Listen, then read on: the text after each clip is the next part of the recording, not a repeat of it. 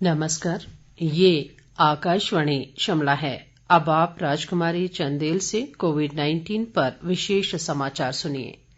देश में कोविड-19 से स्वस्थ होने की दर 97.32% हो गई है। कोरोना संक्रमण से अब तक 1,06,33,025 लोग स्वस्थ हो चुके हैं। पिछले 24 घंटों में संक्रमण के 9,121 नए मामले सामने आए।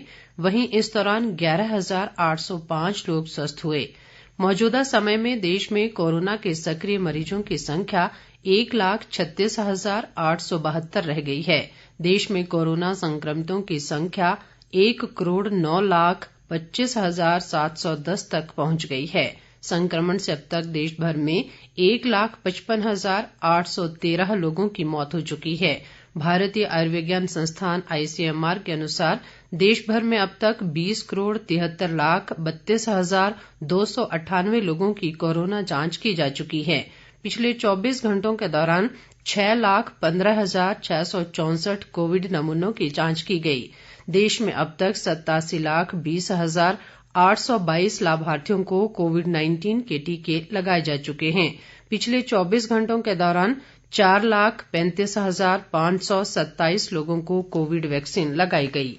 प्रदेश में कोरोना संक्रमितों की संख्या 58,243 तक पहुंच गई है। पिछले 24 घंटों के दौरान प्रदेश में 21 नए मामले सामने आए हैं। इनमें कांगड़ा जिला से 6, किन्नौर, मंडी व शिमला से 3-3, जबकि सिरमौर, सोलन व ऊना जिलों से 2-2 मामलों की पुष्टि हुई है। इस दौरान 34 लोग स्वस्थ भी हुए हैं। स्वास्थ्य विभाग द्वारा जारी बुलेटिन के अनुसार अब तक 56,851 लोग संक्रमण से पूरी तरह ठीक हो चुके हैं। वर्तमान में सक्रिय मामलों की संख्या 398 है। राज्य में कोरोना से अब तक 981 लोगों की मृत्यु हुई है। मौजूदा समय में कांगड़ा जिले में कोरोना के सर्वाधिक 97 सक्रिय मामले हैं। इसी तरह मंडी में 93, ऊना में 82, शिमला में 37, सिरमौर में 23, बिलासपुर में 21, सोलन में 18, चंबा में 10, किन्नौर में 9 और कुल्लू में 8 कोरोना रोगी उपचाराधीन हैं।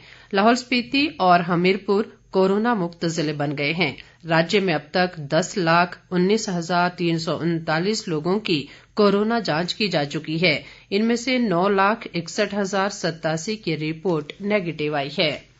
केंद्रीय स्वास्थ्य मंत्री डॉक्टर हर्षवर्धन ने कहा है कि सरकार 50 वर्ष से अधिक आयु वाले तीसरे वर्ग के लिए अगले महीने से कोविड टीकाकरण अभियान शुरू करेगी। वर्ष 2021-22 के लिए स्वास्थ्य मंत्रालय के बजट के बारे में पत्रकारों से बात करते हुए उन्होंने कहा कि केंद्र सरकार ने 16 जनवरी से स्वास्थ्य कर्मियों को कोविड टीका लगाने का अभियान शुरू किया था और 2 फरवरी से कोरोना नियंत्रण के लिए अग्रिम पंक्ति के कार्यकर्ताओं के दूसरे वर्ग को टीका लगाने का कार्य शुरू किया गया।